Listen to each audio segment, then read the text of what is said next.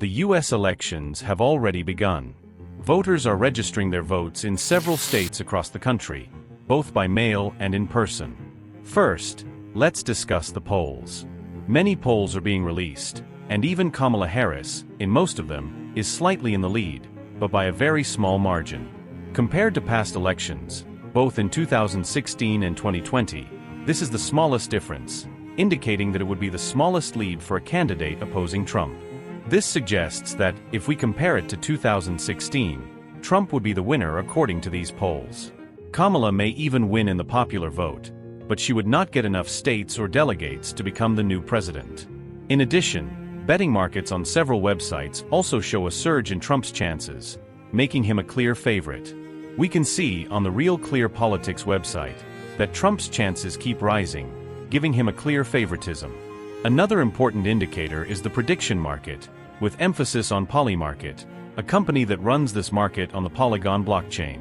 This year, 2024, it managed to raise $70 million in 2 rounds with significant investors, such as Vitalik Buterin, founder of Ethereum, and Peter Thiel, founder of PayPal.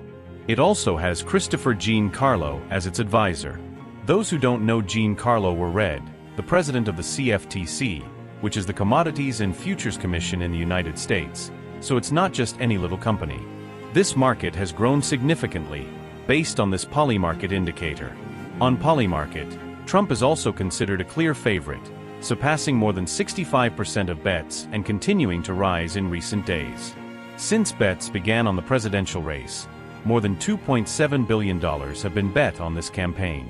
The stock market also seems to be pricing in a Trump victory, with major indexes such as the S&P 500 and NASDAQ, and some companies that would benefit from his presidency, rising in recent days.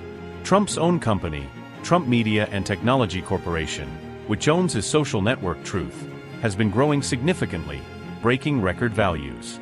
This indicates that investors are really pricing in a Trump victory. More than the betting indicators and opinion polls, the support that Trump's campaign has received has been increasing in recent months. Important figures are endorsing Trump for this presidential race. Perhaps the most symbolic case at the moment is Elon Musk himself, an American billionaire and one of the richest people on the planet. Musk not only began to declare his support for Republicans after Trump's campaign, but is now actively participating in the campaign, giving speeches and participating in rallies alongside Trump. He said in a recent interview that he is all in on Trump's campaign, believing that his businesses will benefit if Trump wins. He even believes that if he doesn't win, he will be greatly harmed because, according to him, the government's Kamala Harris would not subsidize his businesses, which he said in a recent interview with Tucker CSO. Especially since Musk owns X, the platform he recently purchased, he has at least removed all the bias that was previously pro-Democrat, pro-left, so at the very least the platform is now a more neutral environment than it was in the past. Another technology billionaire, Mark Zuckerberg, has not endorsed Trump's campaign, but has been more critical of the Biden administration's advances and attempts at censorship. He has been talking about this lately, which could favor Trump or, at the very least, not favor Kamala Harris. It is not support for Trump, but it is also not support for the Democrats as it was in the past.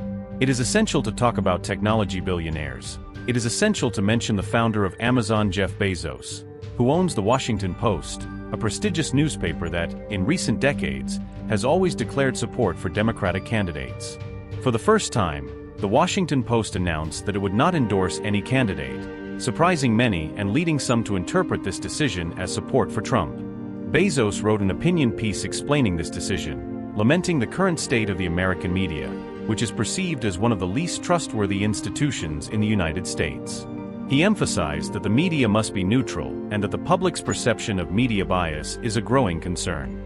It is very cool because in the first few paragraphs he laments the current state of the American media, which is perceived by the public as being one of the least trustworthy institutions in the United States, even less so than the American Congress.